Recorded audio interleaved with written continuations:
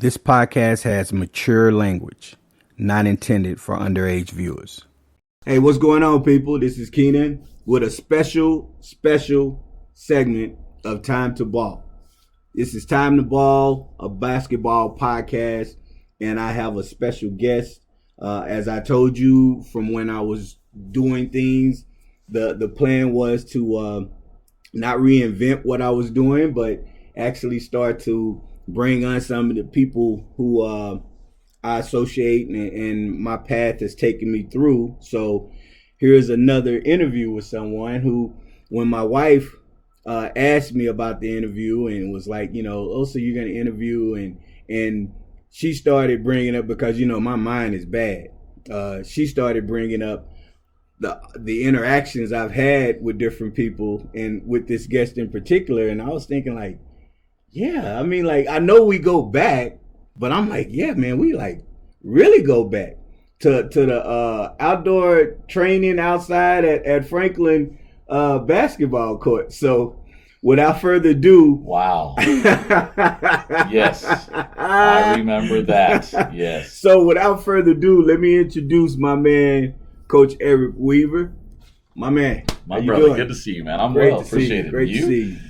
I'm doing on this lovely Monday. Yes, sir. Trying to avoid this weather coming in. Yes, sir. Yeah, I actually thought it was going to be like this it was supposed to be bad earlier. Yeah, no, you had me looking at the weather yesterday. I'm like, hold on, let me look. I was telling my wife it was supposed to come in. And no, we're okay until Monday night. We'll be okay. But yeah, no, you can see all the trucks are out prepping the roads and stuff. So yeah, I hope everyone stays safe. Yeah. Friday, it was a Thursday. It was supposed to be like apocalyptic. And I was like, oh man, I might need to cancel. You know how we do in Texas. Everything's going to be crazy. And then all of a sudden you wake up and it's nothing. But there's still 50 accidents because we talked about it. Right. So that's all it takes. So let me get started. I'm going to try to go piece by piece on a few things, ask you a few questions, and then we'll chop it up. Now, as I've said before, everyone's, including my mama, if you're listening, chop it up means something different than it used to. Back when I was growing up, chopping up was, you sitting around smoking a blunt, weed, talking crazy.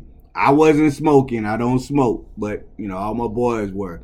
Now chop it up means exactly what we're doing. We're just hanging out. So I think there are two versions of chop it up. So when somebody says chop it up, I got to ask, are we talking A or B? I'm definitely B. So I've been lucky enough to avoid that temptation in my life, even though I've had access pretty much like everyone else. But no, we'll stick with version B today.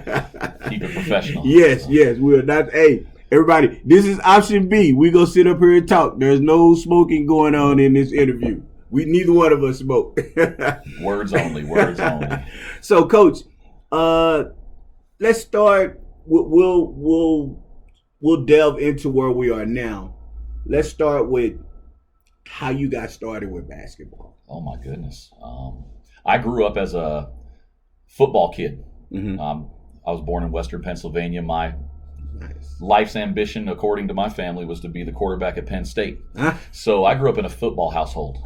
Basketball came to me pretty late. I learned I could kind of shoot just because of hand-eye coordination and being a football quarterback. Right. In PE class in 4th and 5th grade. Right. So that's how I came to basketball, and I beat the best kid in the boys club that I went to in a 3-point contest. And that kind of fed me in that way when it came to hoop. But it was something I never really naturally took to. Mm-hmm. It was forced, but it was also something that you could do on your own. I didn't need other people to play catch. Right. I could play basketball. Right. So, we lived a quarter of a mile from my elementary school. There was a city park right back behind there with the chain nets and the double rims. And you go out there and you figure it out pretty quick. Playing pickup basketball, you watch basketball a lot. And you get to play when they run out of players and there's 7 for a 4-on-4 game and they need somebody, a token player, you got to play a little bit. Right. So, that was my basic introduction to basketball, but I didn't get to play in the boys club league because my parents couldn't provide for me in that way. Mm-hmm. So all of my opportunities when it came to sports in general after my elementary football experience were through school. Okay. So I'm someone that was one opportunity only. It's easy to judge a book by its cover. You see me now as a trained opera singer who teaches music and coaches sports, and you can draw certain parallels in your own experience as to what you think that person was and where they came from. But for me, everything came through school. Mhm. The clothes I wore, the food that I ate 2 times a day. You know, I had the green lunch card. Yes. And for those of you that don't know what the lunch card was, if you're old enough to remember that, there was a red lunch card and a green lunch card. The red lunch card was the kids that got reduced lunch and reduced breakfast. And when you had the green card, everyone knew the score. But when you're younger, you don't pay attention to those things. You're just going to get your meal. And before you know it, 5th and 6th grade starts rolling around. You're starting to think about junior high. And all of a sudden, people aren't paying attention to you anymore. So it becomes a different experience. But so for me, everything was about my experience in school. That was my opportunity. So I'm not someone who plays the fool when it comes to people not taking advantage of opportunities. I had one, so I took advantage of those. Of course, I was not a very accomplished basketball player. I'm more of a student of the game. I never was a big-time all-district kid. I was an honorable mention my senior year. I played JV as a junior. You know, I was never really basketball talented, but I played hard. Right. I gave it everything I had. I was a designated defender. No one ever ran a play for me. But for some reason, I still averaged 10 points my senior year playing at Arlington High. And scored 300 points my senior year. You know, so that was a big number for us back then. Right. It was 300 points. Right. But I did that without a play being called for me. I did that off of rebounding and hustle and playing defense and, just getting after it. So let me stop. So Arlington High. So the football school, yes, the Arlington one that didn't High. win basketball games. Yeah, that was the team I was on. And this is in outside of Dallas, right? Yes, sir. Yeah, in between Dallas and Fort Worth, Arlington High School, home of the Colts, football school. They made the regional final 3 straight years. They were in the Final Four 1 of my 3 years when I was in high school. So I got to watch a bunch of football games while I was playing basketball because they were doing their thing. And basketball was an afterthought at that school. Right. So, that was my experience as far as being a player. When it was time to come play in college, I didn't know any of the ins and outs of how to get into school. I didn't realize that if you really just decided you wanted to play, there's probably a place for you. Right. I didn't know that. In my experience, if you weren't being recruited, then that was it. Right. So for me, I didn't know that there were other avenues. Right. My younger brother was a year younger than me, didn't play in high school, got cut, quit his junior year. He didn't really get cut. He quit simply because he wasn't a workaholic like me. He was all talent. Right. I was the workaholic. He got blamed, for not being his older brother. Why can't you be more like Eric? And he had to tell the coach, I'm not Eric, I'm Kevin, I'm me. So he ended up playing a couple of years of college up at Southern Nazarene University at NAIA level in Oklahoma City. So by the time I learned about that level, I had gone to a couple open gyms 3 or 4 years into my college experience. And the guy was like, yeah, you can play.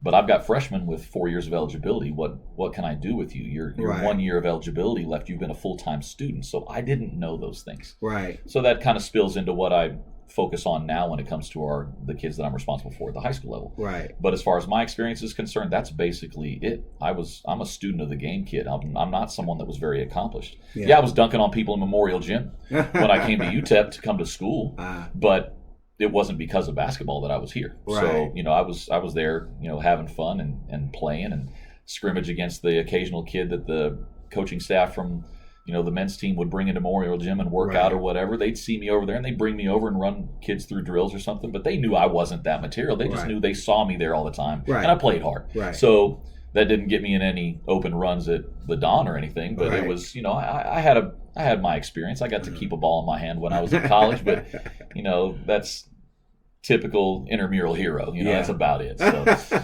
Hey, let me tell you, some of the runs over at Memorial, well, not Memorial, at Memorial as well, but at the Special E is what I call it back. Yes, sir. Special Event Center. That's what it was known as. They were legendary. Oh, yeah. Now, you touched on something, and I've brought this up several times, so I'm going to bring it up. It astounds me that what you're talking about in relation to not knowing the process of trying to see if you're good enough to play in college still exists, because LO and Leonard Owens, LO is what I call him. He's one of my dear friends. He's part of the company, one of the trainers and stuff.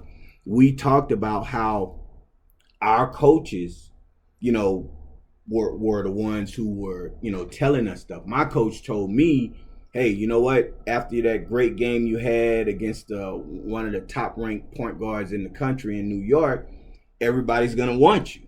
Don't sign anything. By the time we get to state, because, the school I was at was Lincoln, we were a powerhouse. Yes, sir. By the time we get to state, you'll have your pick of the litter, right? I actually thought that went on at every high school. But now that I'm doing this, I find out that it is, I would almost venture to say maybe 25% of high school coaches are actually doing those things. I'm hoping I'm really off on the number.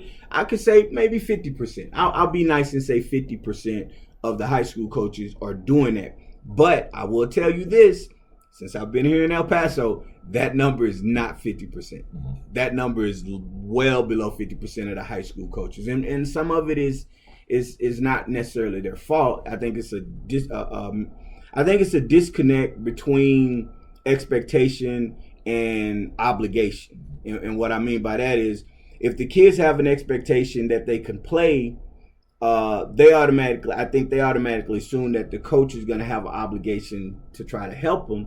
But instead of saying, hey, coach, as a freshman, what kind of stuff do you do if I want to try to play college? But I don't think people are thinking they have to have those conversations. No, there's a lot of presumed things when it comes to people's roles. And unfortunately, they cover the spectrum. In our area, it's not necessarily a basketball-rich area. Right. And local success is more than enough for most.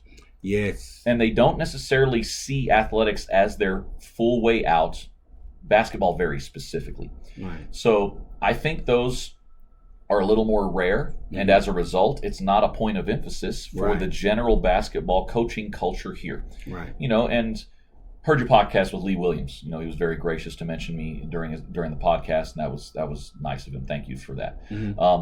But not everybody is thinking about basketball as that vehicle for kids in that way. Right. And then, of course, we as someone who wants to be part of that process for kids, there's a level of communication that I have to receive as well. Right. Knowing that that's your motivation, that's your people's motivation, that's what you want to do and you want to accomplish. Right. And without that information, there's only so much I can do. Right. I'm not going to push out to all of these people that I might or might not know what I know about you, without the explicit knowledge that you are going to try and do this for that person, because that person coaches in that position, because that's their business. Right. That is their profession. Right. And they have to be able to rely on 18 to 21-year-old kids to sustain their living. So for me to go to bat for somebody that might not necessarily want to go play, and all of a sudden that bridge gets burned, that kid burns them after a semester and comes right back home and says, you know what, this isn't for me. Right. How can I continue to reach out for people? And then by the same token, I don't feel like I know very many people. I feel very detached from the process most of the time because of a lack of communication. I feel like I'm out of it. Yes, do I open up the gym for the occasional coach that comes through when an AAU coach reaches out to me? Of course, I will do anything to help a kid. But at the same time, I'm a teacher. Right. I have other things that I need to do, and there are expectations placed on me from a bunch of different areas. Exactly. And while I take my position as a coach very, very seriously, I wear it on my sleeve, and it's a full-time thing for me. Right. There are a lot of things that I am not necessarily aware of when it comes to the motivation of the kids. Yeah. And then at the same time, what I can really do and how I can affect it. Now, I think the social media aspect of it allows me to be connected a lot more than, say, when we were in school. Right. That social media was not there. There was no internet. We were learning how to program Pascal. That it was not a computer age where everyone had immediate access to each other. Right. So, yeah, if you didn't have those relationships built in, or you weren't plugged in a way where you had a great game against somebody that the grassroots world heard about and put you on the map. Right. What if that game hadn't happened?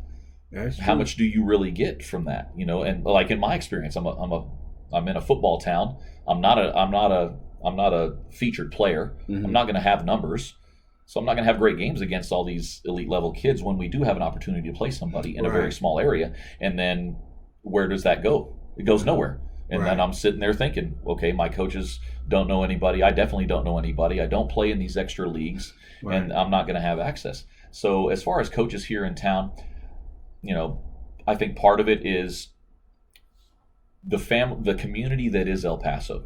It is a bubble. It is its own beautiful little place. Right. I am enjoying raising my family here. Oh, I love it. My wife, you're not getting me out of here. I love it here. It is safe. It's just a great place to be. Right. But when it comes to pushing the boundaries of that family culture that these kids grow up in, a predominantly Hispanic world, my kids are, I'm married to a Hispanic woman, you know. My kids are going to be able to put that down on their demographics for scholarships. Right. They're growing up in an area where they know their extended family. They live with them. I don't know my extended family. I don't know my people. Right. I don't. I'm completely separated from them. My parents moved away from their families to raise our family down in the Metroplex area. Right. So I'm fully disconnected. This is all new culture to me. Yeah. And I love it for my kids. Right. But I hate it for my kids too, because it is so safe. Because you can be pulled by everyone in your family to keep you here. Right. The push to get outside of here and have an experience and maybe bring that experience back to El Paso is not, it's not the pervading mentality. Yeah, and it's interesting that you say that, because I've had some kids that have, you know, they're looking at going and they're good enough to play, and then, you know, you try to guide them. My job is really to just give them information. Yes, sir. As much information as possible. Yes, sir. Now they can make an informed decision. Whether I agree with that decision, it's not for me. Right. You know, and I don't even try to have a different look when they tell me, because I don't want them to feed off that energy. Like, oh, so you don't think that's the right school. So, but the problem is, and what I will tell kids is, what you have to be prepared for is, there's not a lot of places like El Paso. In the sense that, even though there's, you know, there's some hidden, I don't want to use the term racism, but there's some issues here at times with certain things. It's not like it is in other parts of the country, you know, so you have to be prepared for that, and know that if you're going someplace, it's not going to be like El Paso. No, sir. You know, no. This is yes, we do have our own small issues, just like every other place. Right. And I shouldn't say small. It's not small. It's everything for people. You know, being treated fairly and feeling like you have, you know, your proper opportunities in place. You know, that's important for all. So I'm not going to marginalize that. That's not small. That's everything. That's what we do here. But yeah, no, I've been looked at sideways stopping at the wrong McDonald's going down I-20. You know, it is what it is with my family, because we don't look like everyone else in there all of a sudden. You know, that, yeah, of course, that experience is definitely, you know, outside of our world for the most part. It's not something we readily experience every day here. So this is a safe space, you know, and that's an easy thing. And I call it the eternal vacuum, because it is so safe. Yes. You can get out of here, but believe me, the charm of this place will suck you back. Oh, yeah. It sucks you back. And I'm charmed. I'm good. I love it here. I do. I love it. It kept me here, and it's always funny, because when I run into people who hadn't been here for a while, and they'll be like, man, I don't really like it here. And I just laugh and say, just wait. It'll grow on you. It'll grow on you. Give Yes, it about 5 to 6 months. And then after 3, 4, 5 months, they be like, man, you know what? You was telling me that. I was like, man, you full of shit. And then it's like, one day I woke up and it was like, man, I really like it. I said, I know, that's how it is. Grows on you. Yes, sir. So let's get into, okay, you went to your plan. Yeah. You end up here in El Paso. Yeah. How does that happen? Came out here to go to school. It was the cheapest in-state tuition in the state at the time. I had an aunt who was living out in Anthony, New Mexico. Okay. She knew some people. I was a fine arts kid because, again, my access was through my school experience. Right. So I was a sports kid, and I did fine arts. I excelled in fine arts. Right. And I had a bunch of extended family that were singers. And my Aunt Mary was, you know, a singer as well, and she knew one of the lead professors at UTEP, and they could help me with a little bit of money. I had some FAFSA money that came through. I qualified for grants enough to pay for school. Shout out to FAFSA. Hey, FAFSA, they'll keep you right if you do your numbers. They got you. They've got you. But no, I had enough financial aid. I got an award letter from UTEP in October of that year, because I was very late to the whole college experience. I pushed it all off. I was disenfranchised. I didn't know the processes. Right. And my parents, it wasn't a big push for them. I started looking into potential military stuff. I was like, oh, I got to go do something. Right. Well, the moment I got that award letter, my mom put me on a Greyhound bus and sent me out here. I had about a week to get my stuff together, and I got on a bus. And I lived out on that farm for a month and a half until it was time to register for the spring semester. She introduced me to a voice professor, and he got me into one of the choirs, and I was taking singing lessons, and it was a decent little thing to do. It gave me something to concentrate on because I was an extracurricular kid in school. So lived in the dorms at Kelly Hall 5 days a week. She'd come pick me up. Actually, I was in Berry Hall to start. I was on the academic floor up in Berry. I was on the 10th floor to start, rooming with a tennis kid from Mexico. His name was Cuauhtemoc. That was his name.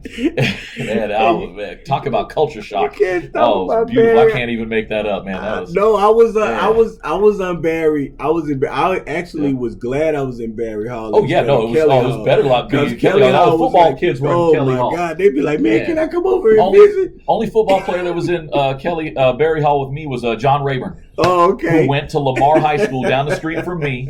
He graduated a year earlier than me from Lamar High School in Arlington. Antoine Gillespie will come up and like, man, can I come over here? I'm like, no, why? He's like, man, they just won't shut up over there. They just all night. Oh yeah. So it was special during those times. Very small on-campus community, but boy, we had some fun during those times. That was nice. That was fun. But no, I came out here to go to school and got into the fine arts thing. Did a concert, enjoyed it. Kind of did a summer performance thing and got hooked. Nice. So I just stuck with the fine arts stuff. And I didn't talk to anybody in the music building for about a year. I would just sit in the lobby and had my basketball in my hand and my backpack on. I knew when the open gym runs were at Memorial Gym. Right. And I'd kind of walk back and forth. I was staying on campus. I'm 600 miles from my house. I don't know anybody. And it was practice rooms, and I'd sit and observe because I was a combative kid that didn't know anything. Right. And I was just having my experience, but fell in love with the music thing again, and then just kind of stuck with it. And before you know it, I learned how to be a professional as a singer. That was where I dedicated my time. I forsaked everything else, and I just decided, you know what? This is what I'm going to be good at. Yeah. And so I spent 6 years as an undergrad at UTEP. Wow. Because I was an undeclared major when I started. And then eventually about a year and a half into it, I declared a major, but I had to start at the bottom from the music theory side of it. And then I graduated with 191 undergraduate hours. You only need 134 to graduate as a music major. So but I did the ed block as well. So it took me 6 years. So I graduated from high school in the spring of 95, and I graduated from UTEP in December of 2001. So I was in school for 6 years, but it allowed me to learn how to be a professional. Right. When you push aside that gratification. There's nothing instant about being good at music. It is a long, arduous process, and it's daily. And it teaches you humility very quickly, but yet at the same time, that's how you learn to be great at something. You don't learn to be great by instant success. That doesn't teach you anything. It just teaches you that you deserve the next thing that's about to happen to you just because you show up. Yeah. And that's not how this thing works. So I'm forever grateful for my music experience. Well, my music experience was me singing it in church, and I thought I was singing my butt off. I was so bad. The pastor turned around and gave me a look like, man, you might need to see Jesus right now. Because said you were good. You go right over here to the congregation side. You be so after that, I only sung solos. Nobody could hear me. Wow. Oh, choked on my coffee, man. Oh my goodness. Solo. That's a new one. I got to use that. Just sing solo. No one can hear you. Solo. Man, nobody can hear me. Oh my gosh, I got a couple kids in class. I might need to pull that one out. That is. That's good. Okay. So let's Don't start singing now. Don't let everyone know what it really sounded like. Nobody. Okay. My wife was like, "Well, can you sing for me?" I said, "Baby, you should have been at church with me." Well, you should have been at church, right? Because I don't want to open my mouth now and you leave me because of what you hear. So, Lord, that's great. Oh my God! Yeah. So let me move on. Yeah, but So, I'll say this, Keenan. I've lived a charmed life, man. uh-huh. Really, for everything that I've gone through, it's been charmed. Man. Yes. Like, yeah, my upbringing was, everybody's personal tragedy is their personal tragedy. You Right. go through it. But I've always had, for some reason, people, in the right spots at the right times to give me the opportunity to step forward into the next thing. Right. And like my Aunt Mary being able to take me in for college. Exactly. That's who'd have thought I'd have been out on a farm in Anthony, New Mexico during my time at UTEP. That was my way to get out here to go to school. Right.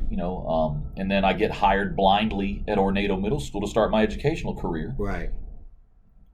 6 months after I had done the interview at the job fair that they do at the end of every semester, I didn't even know that lady still knew my name. Uh-huh.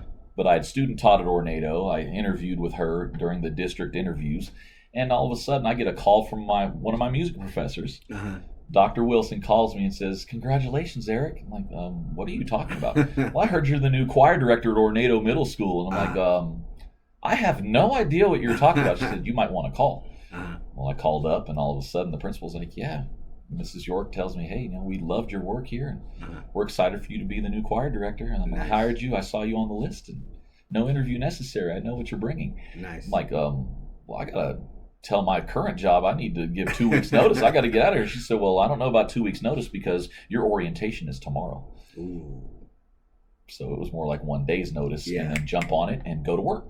So, that was all of a sudden I'm thrust into being a teacher. I have 6 hours to make a decision. I'm talking to my girlfriend, soon to be wife, about, I guess I'm going to take the teaching job, to go from $20,000 to $40,000 a year. That was, I could afford a car payment all of a sudden, But yeah, I've just had people in the right spots at the right times. And like I was speaking about opportunity, where those opportunities take place, I don't take those things for granted. Right. And it's just been my experience that when there is an opportunity, it's tough for me to say no. Right. Because I'm willing to jump in with both feet. Right. And I feel like if it's an opportunity that I'm relatively prepared for, I'll go all in and bang my head up against a wall to try and figure it out one way or the other. I don't compromise opportunities. Right. And I take full advantage. And if I'm wrong, I'm way wrong. I make the biggest mistakes in the world. Right. I don't make small mistakes. Uh-huh.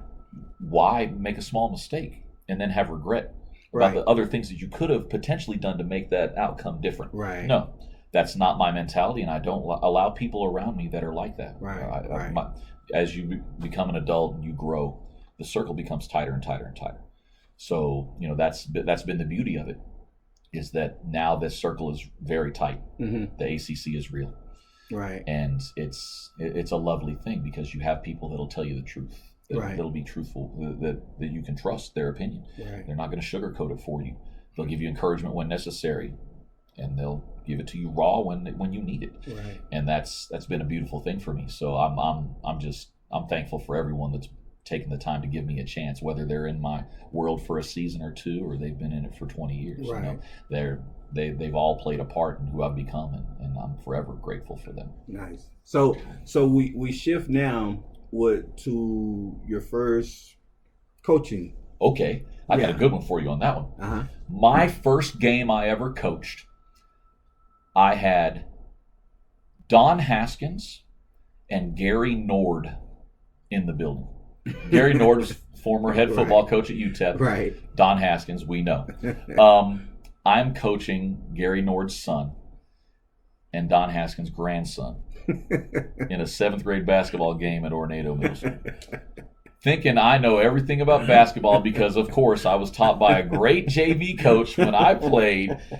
And I'm walking in there, and Don Haskins is perched up on the front row right next to the door so he can get out of there because I don't know what he was expecting, but it wasn't basketball that he saw that day. Gary Nord's sitting up at the top of the stands. I remember like it was yesterday. They're sitting right across from me, like you are right now. That's Don Haskins right there in the stands. Gary Nord up at the top, and I'm like, I don't know what I'm doing right now. The game went by, and I don't know if I ever made a call or anything. It was the wildest experience for me. But yeah, as far as coaching basketball, that was my first game. That was my introduction to pressure.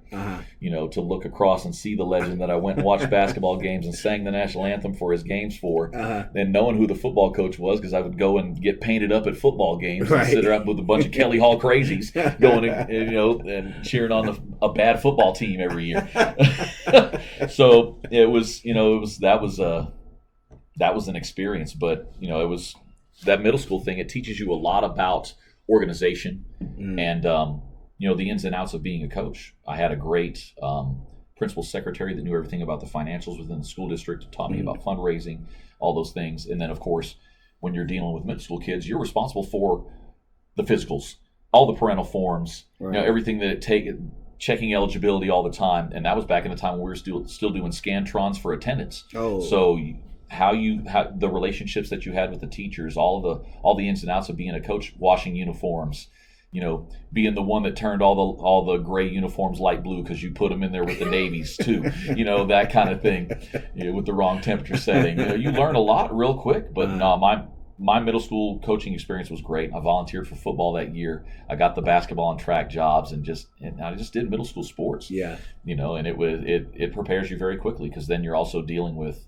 the massive differences between immature 7th graders and 8th graders that think they're grown, and all the mentalities that go in between that, all the changes that they go through, and just the emotional roller coaster that it is to be a middle school kid. And I dabble in sarcasm, so it works very well at the middle school level. So that was a great experience for me to learn how to teach and manage kids, in the sports setting. It was something that you naturally do as a music teacher. And I was part of an inaugural group of, they called it the UTEP Children's Choir, the El Paso Children's Choir at UTEP is what it was called. And I was the founding student director of that organization.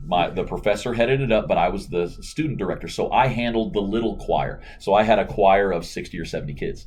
So you learn how to manage 60 or 70 8 to 12-year-olds. I think you can handle 20 of them on a basketball court. It's not that big a deal.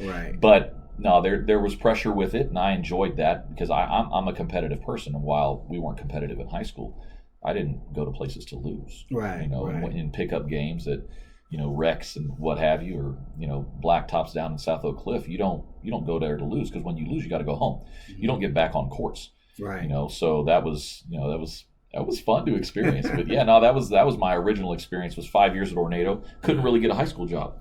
I was doing what I could for Carl Bailey when he was the head coach at Franklin, preparing the kids. I'd ask him. I went up there and reached out to him. What do you need me to run? Wow, people don't come up here and ask. Well, I'm here to serve your program. I understand the need for feeders.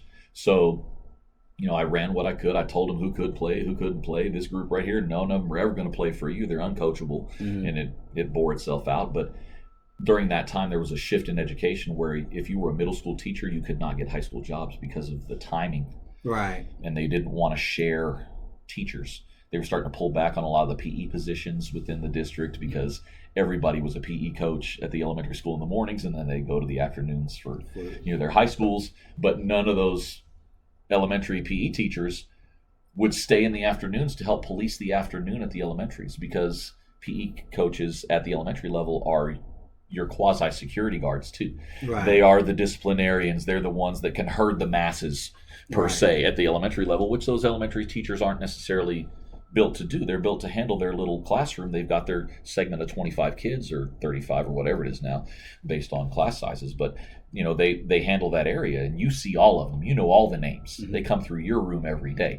So you've got to be available, and that was something that was being pulled back. And every time I'd ask about a job, it was like, nope, got to pay your dues. Nope, can't work it out right now. Nope. And I'd watch him hire assistant after assistant after assistant, and I couldn't get an opportunity. I'm like, wow, I'm busting my butt for you, but I can't get a chance. But there are other circumstances. I only saw it through my filter. And then eventually got hired at Andrus High School as a golf coach. That was my foray into high school coaching. I mean, aside from a few years as a developmental softball coach, helping out one of my football buddies, I was helping him out with his program, but that didn't feel like a genuine high school coaching experience for me. Right. It was once I started coaching golf, because I golfed. Right. Because when I graduated from high school and I worked a little odd job, I had enough money where I could go spend money on $40 worth of clubs, and then I got put on that bus and sent out here to El Paso. So I was at Dos Lagos Golf Club out in Anthony. Okay. For that month and a half or 2 months. It's still golf weather out here. It doesn't get cold in El Paso. So I'm out there beating balls, learning how to play golf, because I'd never golfed in my life. I didn't know they had a golf team at Arlington High until I got my yearbook after my senior year. Like, wow, we had golf here? I could have been playing golf for 3 years. But no, I didn't have any equipment or anything. So that whole experience. But like, again, every experience had built on itself, so that by the time I got to the high school level, I knew all the fundraising stuff. I learned about travel all of a sudden now doing the golf thing, right? And built that program up from nothing. Mr. Anderson hired me, said, I want you to build the program. Taking kids, putting them in polos. They're tagging the bathroom at Painted Dunes like anybody cares about their set or whatever. No one cares about that up here, man. Clean this out. Let me kick you out of the class. But it's just like farming, man. You plant a bunch of seeds and you just see which ones grow. And I had a bunch of great kids that I still talk to today about that. You said they were tagging. They tagged the bathrooms at a golf course like anybody cared. Like, what does that chubby guy that just got done with his insurance gig at noon care about your set? No one's worried about that, man. Like, what are you doing? So, okay. No, that was funny. Hey, man, it's been. Hey, I laugh too. That's good. That's the funny part. They don't think I have fun, man. They see me as serious all the time. I'm having more fun than anybody. But yeah. So how long was it that you ended up? Okay, this is what led me into my experience at Andrus High School. Okay. With Coach Forbes and Coach Lewis, and eventually Coach Costello as well. My first year coaching, I told you I did basketball and track, volunteered for football. I met a guy at a track meet, tall, 6'4", with braids on his head, fish out of water. Guy's name was Rodney Lewis. He and I are both out there coaching track, and we're obviously gym rats, but we're out there on a track. And something about that first encounter, it was like I had known him for years. Yeah. When like speaks to like, you just know people. Yeah. And we had fun the rest of the track season. His younger group won their division of track. My group won their division of track that year. So we saw each other the entire track season, which is short, but it can be long when you're dealing with middle school kids. Right. But we became familiar with each other my first year of teaching. I think it was his second year of teaching. And all of a sudden I'm hired at Andrus, and I'm kind of hanging out, trying to go see the gym a little bit. I'm there for golf, but obviously I'm a gym rat.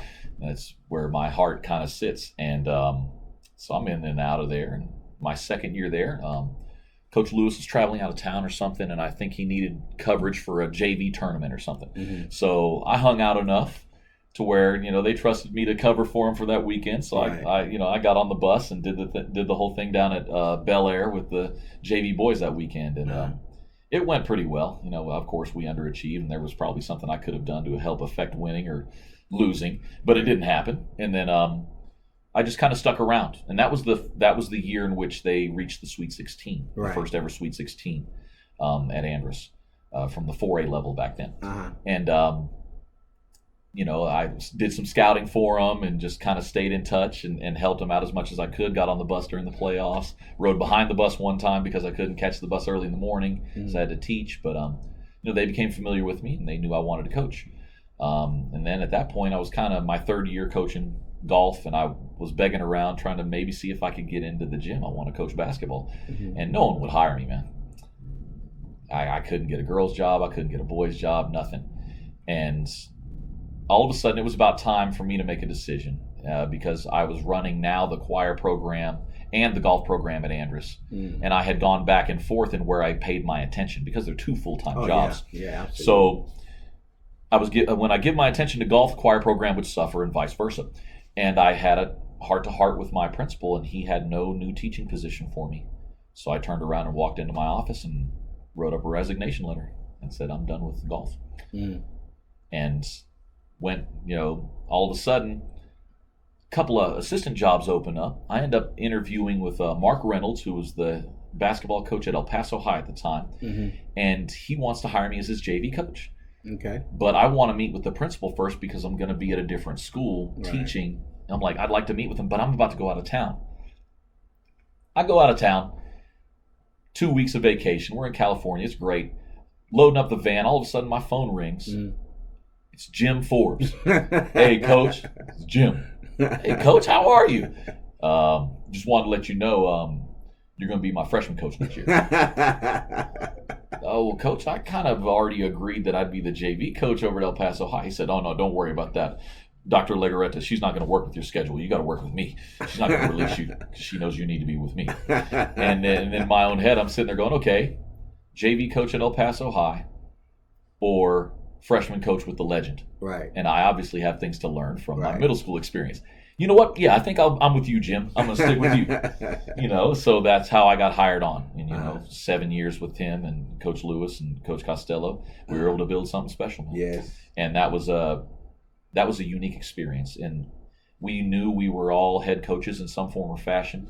And Jim was a special man. We're just after, we just passed the 1-year anniversary of his passing. Yes. Of course, all respect and love to Coach Forbes and his lovely wife, Mary Jane. Yes. He's on our heads all the time. And this past weekend was kind of rough for a lot of people just because, he was on our brains. But, he's a humble, gentle man who gave Coach Lewis, myself, and Coach Costello the latitude to be who we were under him. Yeah. And he had to answer for all of our missteps and I don't speak on it well enough. Coach Lewis speaks on it much better. Mm-hmm. His experience with him is much, much deeper, and he knows him a lot better than I did. Right.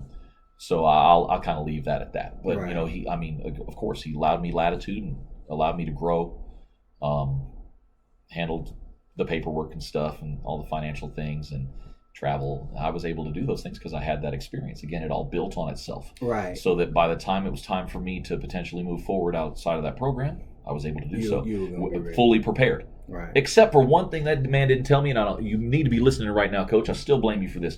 There's nothing that can truly be said by Coach Forbes or any head coach for their assistants until they move the 18 inches over to become the head coach. There's something about moving over where, as an assistant, you can stand on principle. Everything's black and white. Right. No, we said we were going to do this, so this is the consequence, blah, blah, blah. And every time it was time to stand on principle, Coach Forbes would just give you the stiff arm. Mm-hmm. I hear you, Coach. I understand. Mm-hmm. In his calm demeanor, I hear you. Okay, Coach. I understand what you're trying to do. And now, to understand now, moving over that seat, that when that ultimate decision-making sits on you, it's no longer black and white. It's all gray. Right. It's just different shades. Right. It's different shades. And giving people opportunities to learn from their mistakes and understand that, those mistakes are going to happen. Where would we be without a coach that gave us another opportunity? Right. And to then be placed in that seat, mm-hmm. and then to see the kids' faces and to understand that they don't know anything. You were once in that spot, and to sit here and think that you knew better when you were that young. No, you didn't. Right. You think you did, but no, you didn't. No. And other people gave you opportunities to learn and grow in that circumstance. And that's a very humbling experience. Very quickly, it humbles you as a coach. And I'm definitely a changed person as a result.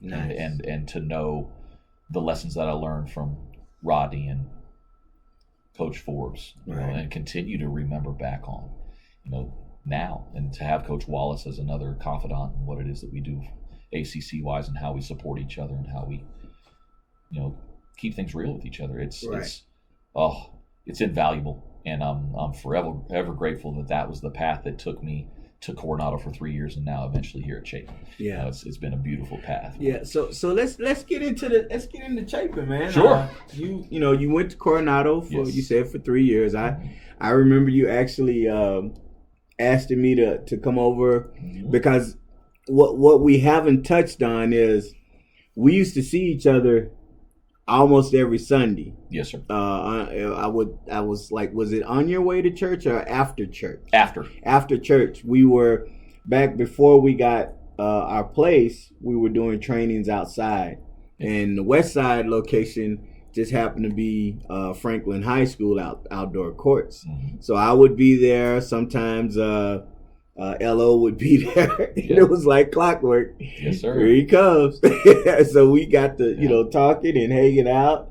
and everything. So then, naturally, when you go to Coronado, you reached out, and I was, fortunate. First, I was, honored that you asked me for some information on Vertimax, and I don't share that. As I explained, I don't share it with everybody because to me it's proprietary. But when you asked, oh yeah, no, I got you. Right. So yeah, we go. That was not, and part of the reason that I felt, comfortable enough to ask you about it was simply because, Coach Costello's part of your program at one point as well. So, he was implementing a lot of those things within the boys program. That was part of our mantra, right. and I knew the value of it. I saw the change in our kids, so there was no reason to not bring that over, regardless of whether it was boys or girls. It was an attempt to change a culture and a way of approaching the game. Right. So that's the personal piece of athleticism development for kids is everything. We think they're good at basketball. Okay, that's great. But how are we going to improve these kids from the time we get them to the time that they leave, regardless of the duration, whether it's 1 year or 3.5 years? Right. What can we do to affect these kids' athleticism to make them better moving forward? Because they're not going to be finished products when we get them, and they're not finished products when they're done. Right. But my goodness, we've got to add something to them along the way. And I understood the value of the Vertimax and what it had done for those kids at Andrus. And I wanted to bring that over to Coronado. And of course, you're one of the first calls I made when it came to getting outside help, because I can't do it by myself. We had a tremendous team at Andrus. And when I got to Coronado, I was by myself getting started, attempting to coach up my coaches, coach up kids. It was a thankless position, and coaching's thankless in general. But it was definitely a grind, and it was very gracious of you to be able to help me out with that, do some vertical testing with the kids, share part of the program that you use, and we were able to put it into effect a little bit, and I felt like we added some value to some kids as a result. So that was, I'm forever grateful for that, man. Appreciate you. No, like I said, I appreciate you asking me. I was like, oh, okay, all right, yeah. He's like, oh, well, what do you need? I said, I don't need anything. Just let me know when you need me to come over. Maybe that's a little insight into this little tidbit here. For as confident and as cocky as I can be in moments based on your perspective, I am the first one to admit I don't know a darn thing about everything. I don't know. And the thing is, you can speak to this. I am willing to ask. Right. If I don't know, I ask. No, you have to be able to. And the reality is we're especially in sports. I mean, in just in life in general. When I say we're all thieves, I don't mean we're like taking our wallets from each other, but everybody steals ideas, philosophies, and we asked amongst each other for things. So I'm always trying to evolve, and I'm gonna get into my evolution towards the end. Yes, sir. So we want to go from Coronado. Now you're at Chapin. Yes, sir. Change in mindset coming back home. Whether Lee wants to call it Northeast or not, it's definitely a Northeast mentality. It was just good to be back near the house. While I feel like I affected some change at Coronado, there's only so much I could do. Because, again, everybody has to be on the same page, and the motivations need to be generally similar. And coming back to Chapin, being with my road dog, my guy, Coach Lewis, all of us, and my brother, we're both affecting programs on the same campus, which is something we had talked about from the very jump. Being at Andrus, like, we've got it better than everybody because we get to work together underneath a guy that'll take care of us. Right. When we get an opportunity to do this together, whether he's the head coach and I'm his assistant, or vice versa, or we're both running our own programs, man, we can't wait to be able to do this as a collective. And it just hit the ground running at that point. I got hired during COVID, so that was the weird spot. Was that we got shut down that spring. I never saw my Coronado kids again, and I get hired mid-September at Chapin. So that move over there was interesting. Yeah. But you could see that the kids were hungry for potentially something different. Waters ran a very tight program. I mean, obviously very successful, and he's doing his thing now at Franklin as well. His style translates. But I felt like I had something else to offer the kids as well. Right. And I had to put my own spin on it, my own personality. So, we weren't going to compromise the things that we wanted to accomplish, and we were going to do it in a way that I felt would be sustainable over time. and I'm more of a defensive-minded coach, so we poured a lot into that pretty quickly. But I knew I had players. Right. I walked into a program that was loaded and ready to win. Right. And first question I got was, how are you going to replace Annalise Dominguez, who's doing her thing down, right. With the Javelinas down there in South Texas? You don't. No. You don't replace talent. You take the talent that you have and you mold it so that it has its opportunity to be successful in its own way. People ask me my style. I don't have a style. I have a style that works for the kids. Right. If we're a bunch of trees, we're going to be running high-low basketball all day. Good luck taking it from us. We're going to throw a bunch of overhead passes. Right. I don't care. And we'll run station-to-station press breaks, and we'll stand back in big zones and switch everything and create problems. But I walked into guard high over there. I've got nothing but guards. And these girls, my captains, have been tremendous. They took to it immediately, man. And it's something just, again, like meeting Coach Lewis, sometimes like speaks to like. Right. The kids identified with it. They were hungry to adapt, and they adjusted very quickly, and before you knew it, we won a district championship during COVID. Right. When we weren't, I don't think we should have won. Yeah, I believe we got ahead of schedule real quick. Yeah, I believe it. I know, like, I'm not one of those analysts that that put out different stuff. I am familiar enough. I'm not able to go to as many games as I want to because you're in here 7 days a here. week. Yeah, I'm here, right? So, but having the opportunity to train different kids from different schools, having the opportunity to get film, my ear is to the street, as I say. Yes, sir. And I remember thinking, well, it's going to be kind of a rebuilding year. I thought it was going to be a rebuilding year for maybe you guys. I think that year maybe Andrews, possibly Burgess. But, y'all really brought it. Yeah, we got lucky. Our mantra that year was, once we got to the big time, the high leverage games in district, was to just be around with 4 minutes left. Right. That was our basic mantra. We're just going to be around with 4 minutes left, and we're going to rely on the fact that we have enough guard play to finish games. Right. That was it. We just had to be tough defensively enough to create a problem for you. Right. And then from there, they learned how to win real quick. Yeah. And before you know it, they're not going to lose. Right. So they did great that year. We won a solo district championship that I didn't expect. And it happened fast. And look, it happened fast. I think, to me, that is the toughest district in the city. That's my. It's my. I would say it's my opinion, but then when you look at the lineage of teams in that district, how far they generally get in the playoffs, it's really just stamping what I just said. Well, yeah, I mean, for the most part, when we play our non-district opponents, they're typically 6As and very early in the season. So there was a mantra that we kind of built at Andrus was, see us in January and February. Right. Don't worry about us in November, Right. because those are learning experiences. Right. So you take L's in certain spots because you have things to learn. Well, typically here in El Paso, they use a game in November as the measuring stick for who's better for the entirety of the season, and that's not necessarily the case. Right. But I'd say that on the girls' side, very specifically, we'll take our top 3 teams against any top 3 teams in the district, and I'm pretty sure we're going to come out on top for the most part. Those are tough outs. You don't go to Andrus and win games. That's almost impossible to do. We were fortunate enough to get one last week, but that's a tough place to play. And then Burgess, of course, their pedigree speaks for itself every year. Right. And they got 6 or 7 that can go. Good luck dealing with that. Right. But we've had our measure of success against them. We feel like we have a decent plan, and the girls have been dedicated to it. So, and we feel like, I took my first home loss against Andrus since being at Chapin a couple weeks ago. So that was my first home loss that I've taken since I've been at Chapin.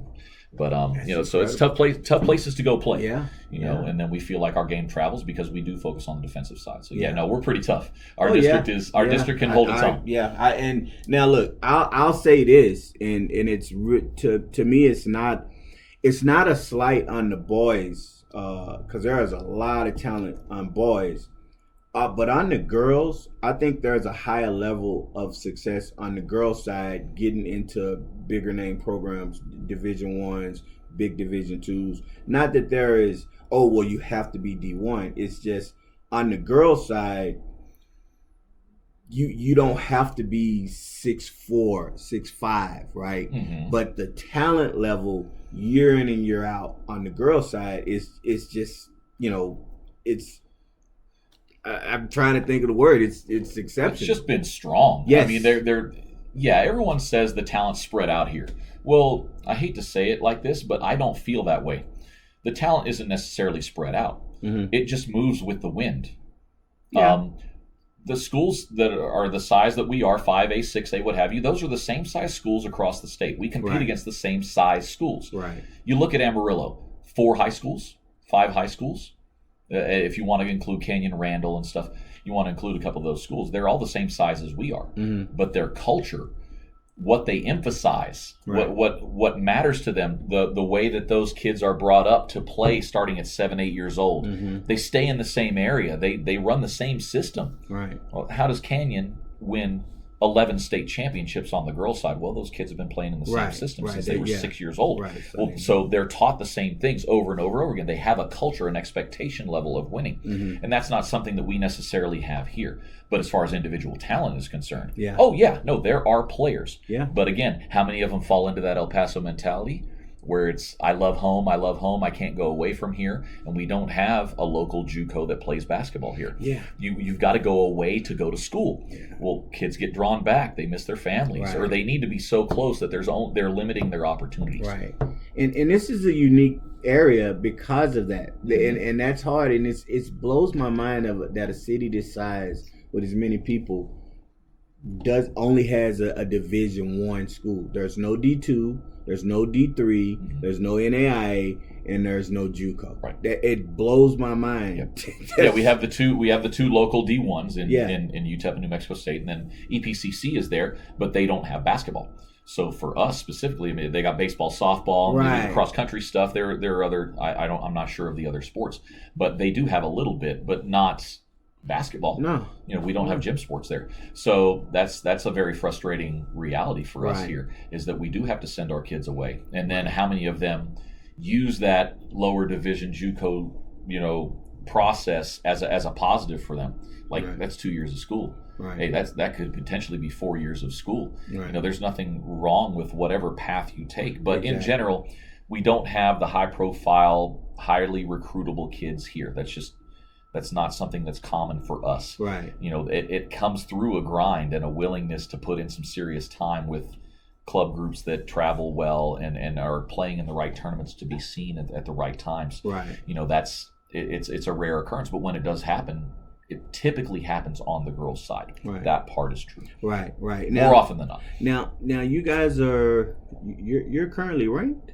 Yes, sir. Yeah, you're currently ranked right now on the girls' side. Mm-hmm. And I look, anytime you get, ranking, especially in not just the city, but in the state, you got to look at how many schools are in your classification, Class 5A, within the state. And 247. Right. So out of 247, you're top 10%. Top 10%. I mean, we've been fortunate enough to be there the last 3 years. That's great. I'm not complaining, but regardless of a local ranking, a state ranking, that ranking has never put a bucket in the hoop, put a ball in a hoop. It's never defended anybody. It's never gotten a rebound. So, if anything, it's great for the kids because they deserve the recognition. They've put in the work. And I'm never going to scoff at a ranking. Thank you. Right. That's a validation of the kids' work, in my estimation. It's not about a coaching staff or anything. That's the kids, man. That's for them. But at the same time, that comes with a target. That comes with specific focus on what it is that you do every day. Right. It creates another level to that magnifying glass. When you represent something that's bigger than yourself, you're always looked at. There's a reason I wear my polos to church, my coaching polos to church, because I'm coach anyway. I might as well. I can't not go somewhere and not be Coach Weaver. Right. That label sits, and it's something that I wear with great pride, but at the same time, I can't just get loose every once in a while and just be Eric. That's a very difficult concept. I've got to be away from here to come close to doing that. Right. So, I mean, if that was something I was even motivated to do, man, I'm tired, dog. I got 7 kids. I'm trying to go home and get some sleep. But, it's a badge of honor to be ranked that way. And I'll definitely take the state rankings over anything local. Local stuff is local. It's just like anybody that you deal with. They see it through their prism, through their lens, through their filter, through their biases, whatever that is. Right. So I'm not going to pretend to know what you know. Right. I know what we put on the court. We'll let our resume speak for itself. Right. And ultimately, we'll let that speak for itself. Ultimately, when it, you once the playoff starts, those state rankings don't mean what you really, doesn't mean as much. I mean, it holds water, but now you got to play. They're a fun predictor. Right. And I think it's good to be ranked on that fringe area just outside of the top 16 teams, because really the ultimate goal of these state polls is to get the Sweet 16 teams correct. Right. They want the Sweet 16 within that top 25 that they rank. And I've heard those groups speak on that. Yeah. That's what they want. And it makes sense. And by the end of the regular season, they want to be able to have a basic predictor for who's going to have success in the playoffs. Right. They don't want to have a state ranking that's out there and all of a sudden an unranked team's in the Final Four and your top 8 seeds got eliminated by round 2. Right. You don't know. Of course, you want validity to what it is that you put out there. So, we're grateful for anybody that recognizes the kids' work, man. And to me, that's what it's about. Even within the local rankings, it's important to understand that this is great for the kids. Yeah. This is their work. And like we just spoke about, locally is what most people here think about anyway. Very few people are really thinking about outside of here what we're accomplishing, down the road. I'm one of those people that is always thinking about the next level. I'm not content by any stretch. Yeah, you have to. But man, those kids they deserve those rankings, man. So good for them. They've continued to do it. Regardless of what people have said, this senior group specifically, they've been part of a lot of winning. Yeah. For anyone to sit here and think that they were anything but potentially the top team in this city at any point over the last couple of years that's very irresponsible. Those girls do their thing. Yeah, I've been witness to it. So let me say about how I feel like one of my, I don't even know if I wouldn't say it's a weakness. I just think it's something that I haven't spent a lot of time with doing because from my perspective with my business, it's individual training. So when I'm watching film or watching games, I'm locking in on a particular player, what he or she's doing throughout the offense. Yes, sir. To try to make them successful. And I've got to where it was like I couldn't watch a whole game just to watch the game. I was fixated on it. Yeah. So I told one of my college coaches, I said, he was thinking the same thing. I said, I would love to just go out and start watching teams practice just to get a sense and watch what they're doing. I'm not trying to steal, but it's more of me evolving as a program, me educating myself to all the different styles. Because I know styles, everybody has different styles and different flow, and I want to just be able to absorb it. Yes, sir. So, for those of you who don't know, Coach Weave is, I just call him Weave, but I'm going to say Coach Weave, but Weave shows up here on Sunday mornings, right? Yes, I do. Yes, sir. Weave shows up so much here on Sundays that this past Sunday, okay, I got to go ahead. I was going to save this. I'll probably bring it up in more detail. My wife finally got me to get Crocs.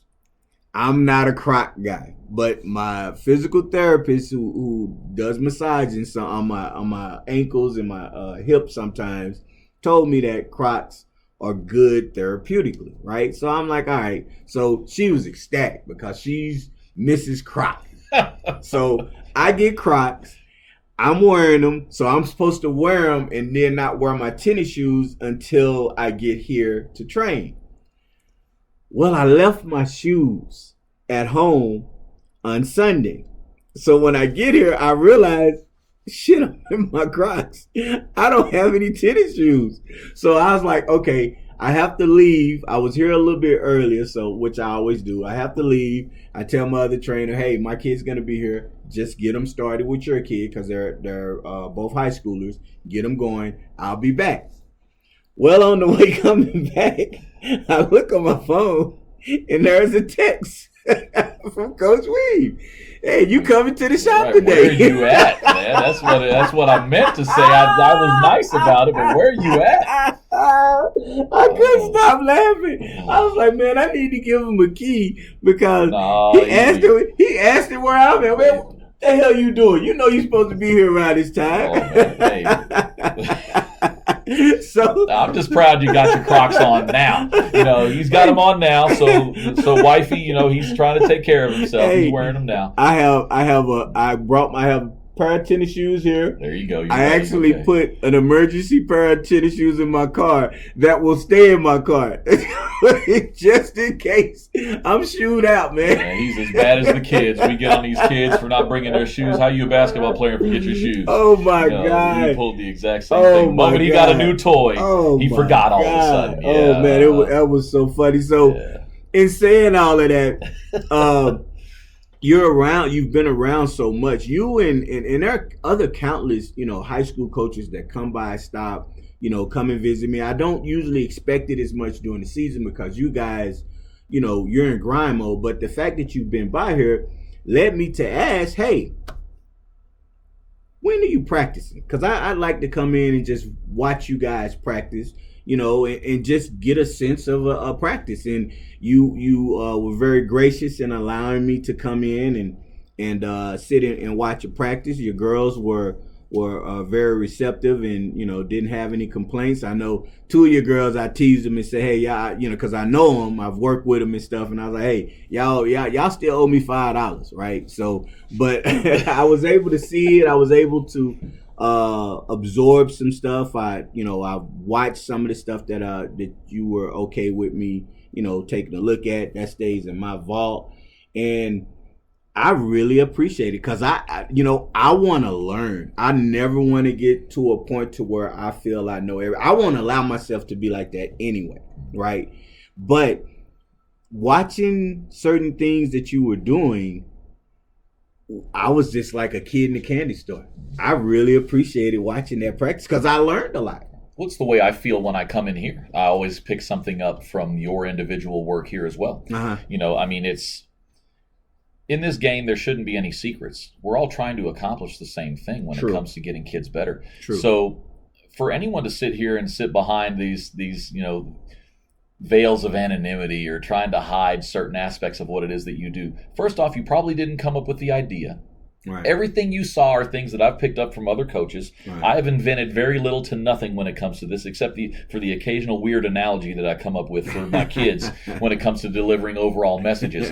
But no, these are all things that get picked up by other people and get tweaked to your personality, and then you see them, and it might be a lot of things that are very familiar with a simple twist on it. Right. And the only thing that I warned you about beforehand was that, you might not come in and see this crazy intense practice because the work has already been done. We're very late in the season. Right. So the things that we do now are more mental adjustments, simple reminders, habits that need to be reinforced.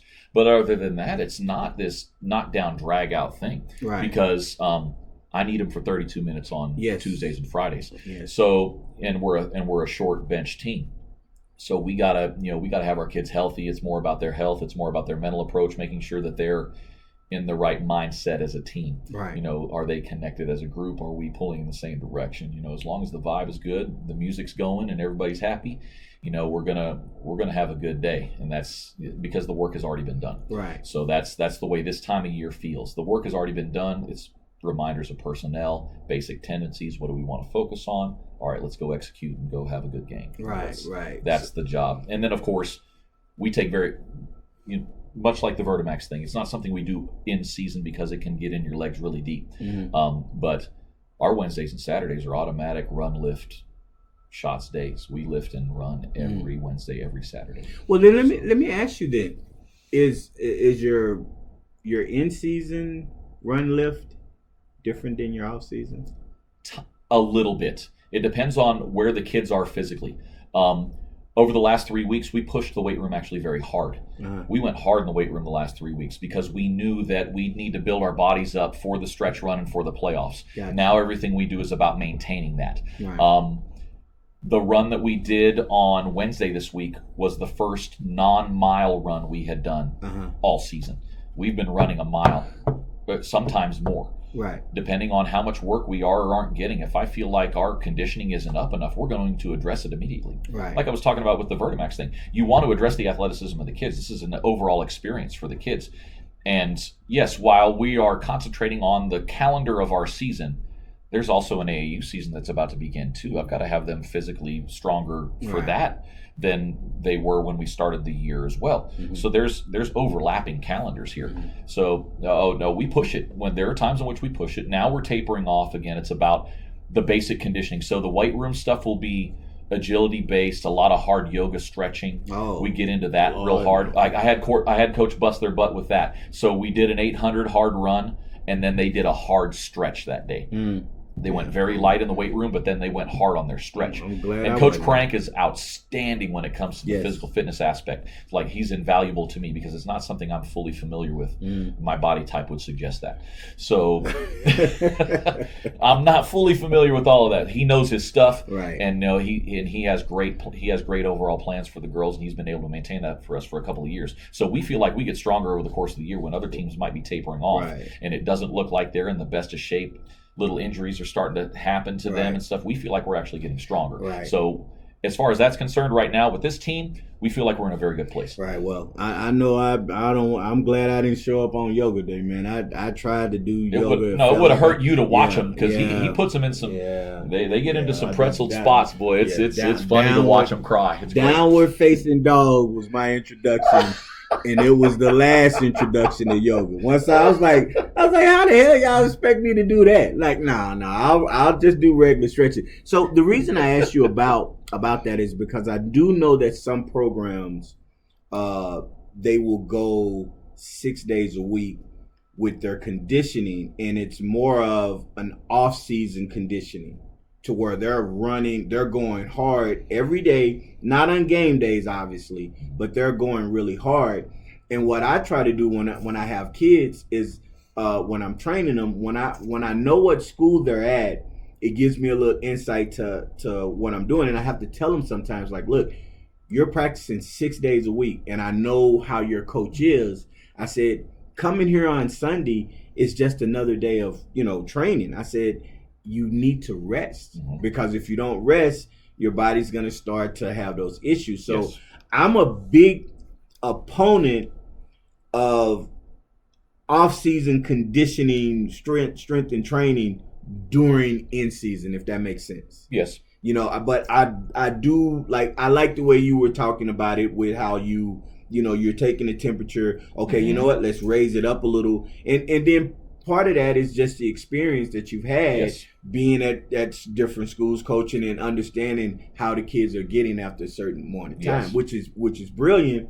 But I wish more coaches would take that same philosophy. I'm just of a mind that it's important that a lot of times we need to protect the kids from themselves, right, and from their personal circumstance. There are plenty of kids that get worn out by the work that we do in the gym, plus the work that they go do outside on their own because their parents have paid this trainer to get their extra work done. And then all of a sudden they feel guilty about how they're working, and then they're going and getting extra shots. And before you know it, I got to go get my stadiums in. And it becomes this self-defeating thing where you're getting diminishing returns. The first thing I did at Coronado when I got there, I put kids on 2 weeks of rest before we started the season because they had played so much basketball leading up into the season. Their bodies had not recovered.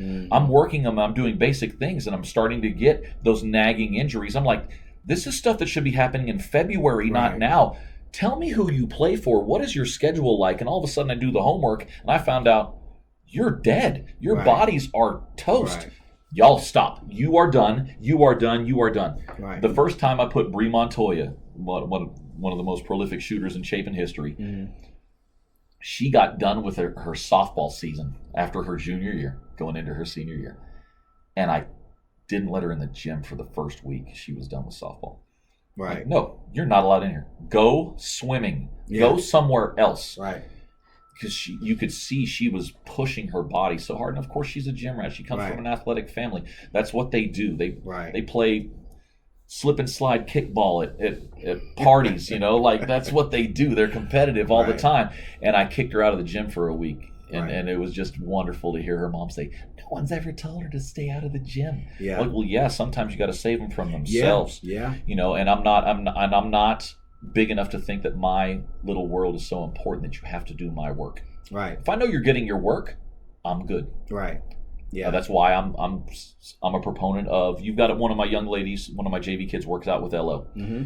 I'm a full proponent of her getting her skill work done outside of my gym every day she can. Right. Because she needs the development. Right. I also see the work that they do in that gym every day, and I know it's not killing her. Right. I know what that coach is being tasked with doing. Mm-hmm. And if that's the work that they're doing every day, then I know she's got enough time to work on her game and get better. So I'm not going to push her away from that. And if anything, I'm actually really turning into the world where I think I want my kids doing skill work with trainers such as yourself and others, whoever they identify with, on a more regular basis, even during season. Yeah, and like during season. in season, our in season training is different than our off season. We try to specialize more on the offense, like, or on the defense. So like if it's offensive sets, what all we try to get them to do is to look at the plays and understand our different options, maybe some different wrinkles that they can utilize on offense and defense. And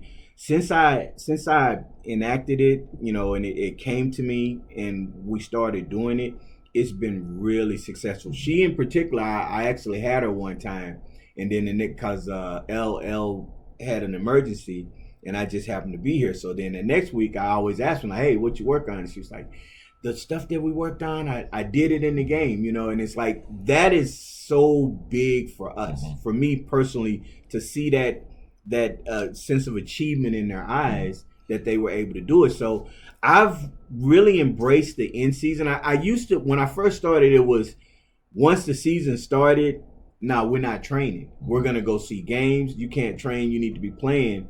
But it was such a push of parents to, hey, you know what? They're on a roll. They need to keep coming. They're learning so much. And I was against it. I was fighting it. But then I started to, think about it. And it's like, well, I don't want to be the one that's holding you back. If you can do it, then let's do it. We tempered down a few things as far as how hard we push them in the training, because for me doing in season is more ball IQ. Yes. Getting reps, but it's more ball IQ, understanding, identifying scenarios, and being able to use what you know. Offensively as well as defense, because there are kids that they know how to close out. They'll know how to close out. They'll know how to help. But after that first closeout and that first help, a lot of them are lost.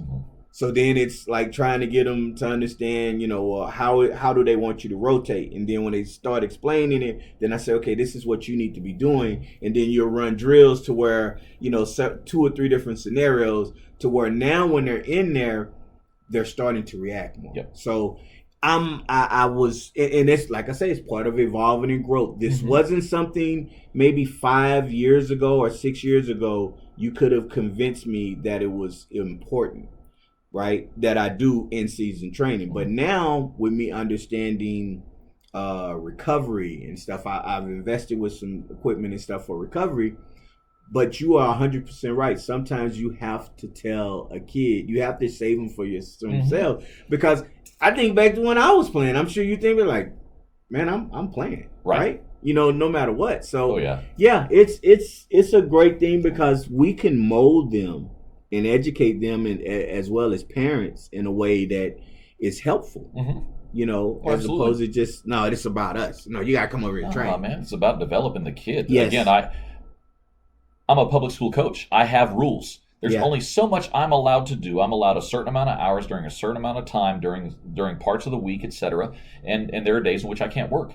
Right. And like you said, our culture was, we got done with basketball practice and then we went and found an open gym and hooped for 4 hours. That was what we did every day. So to sit here and think that these kids don't have that same mentality, just in different packaging, is irresponsible.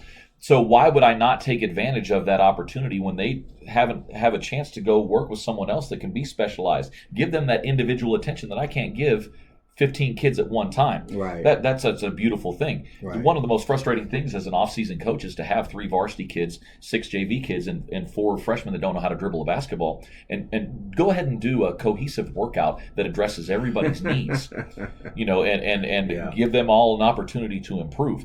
That's pretty tough to differentiate instruction in that way. Right. But No, especially with, oh my gosh, especially with freshmen and JV kids. Mm-hmm.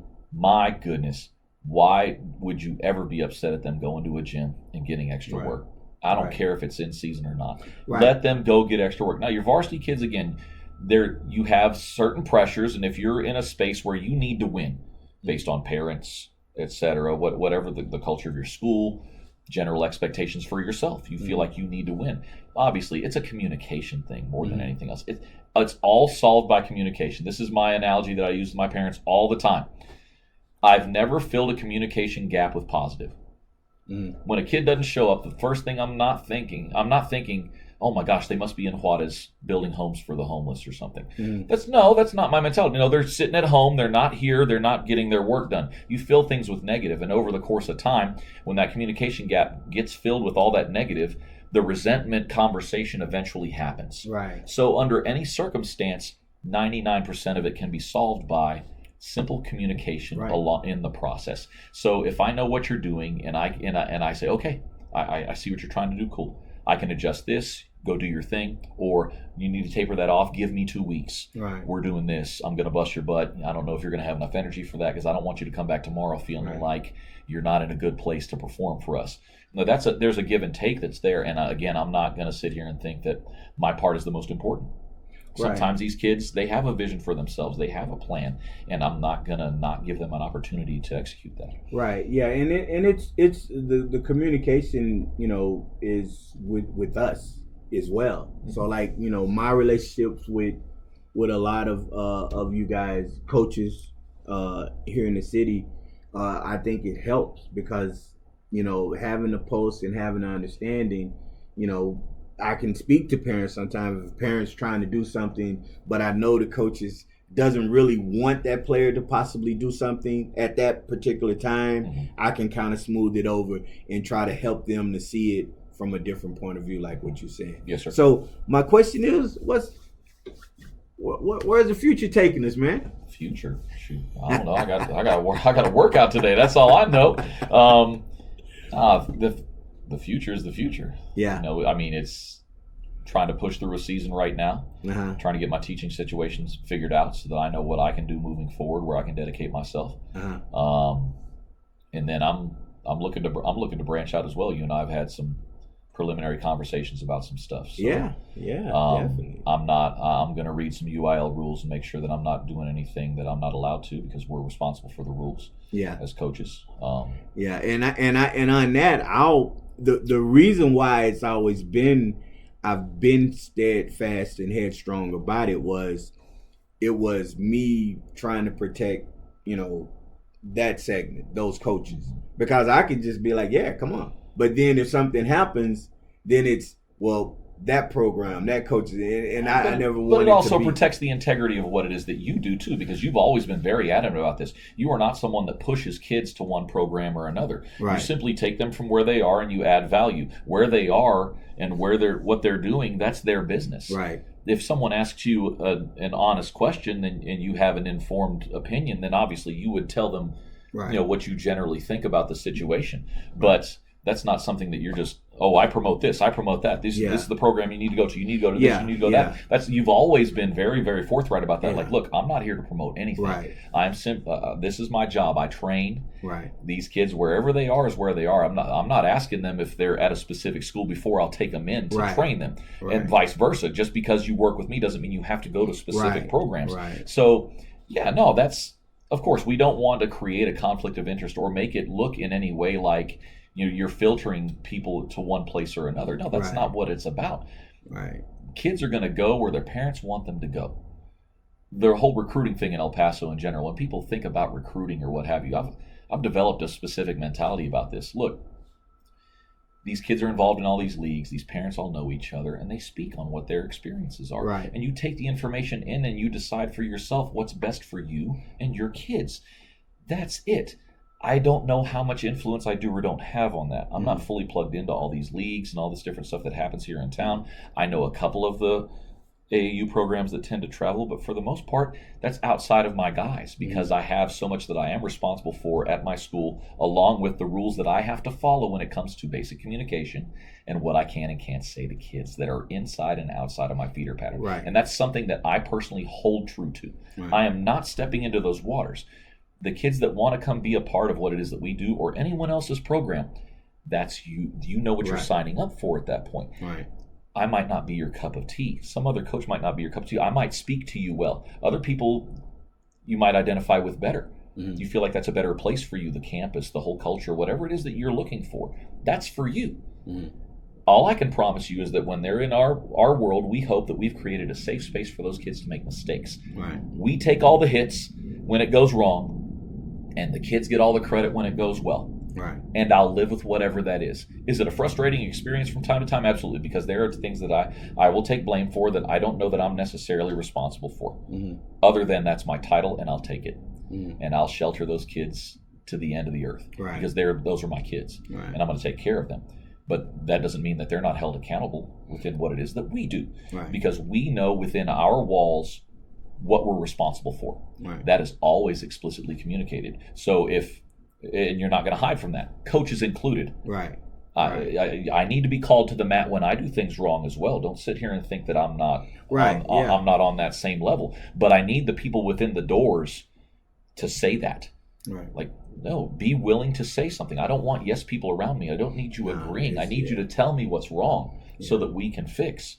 That's the mantra, is just to give them a space to be loved and to make their mistakes, because eventually once they get outside of our high school, life's mistakes, sometimes you don't get second chances. Right. Those opportunities that I'm speaking about. You don't squander opportunity. When you get a chance to get it right. Make your mistakes now. Yeah. Make them now. Well, I will live with that. Your kids. Yeah. No, make your mistakes. Why? Because eventually those mistakes really come back to bite you, and we don't want you to experience that for the first time outside of our walls and not know how to deal with that adversity. So. Right. Well, I appreciate everything, man. This actually went over what we were thinking we were gonna speak for, and the only reason we gotta wrap this up is because we both got places. We got work to do, yes, sir. Otherwise, absolutely, we could have did this for another hour and a half. So I can speak to you all day, Keenan, man. It's always my pleasure, man. You know what? We'll have to do another one. There is something I would probably like to do at some point, kind of like a round table where I had a few more. I would love that. Where we just talk. So I'll try to get some of that stuff, coordinated and get it going. So. I appreciate you showing up, and for all of you out there, I really hope that you enjoyed the conversation I had with Coach. We'll obviously have more content with other people as deemed who wants to come on and talk to me. So I'll end it as I always do with everything on Street Cred Sports Training and the Time to Ball podcast. If it was easy, everyone would be doing it. I'm out.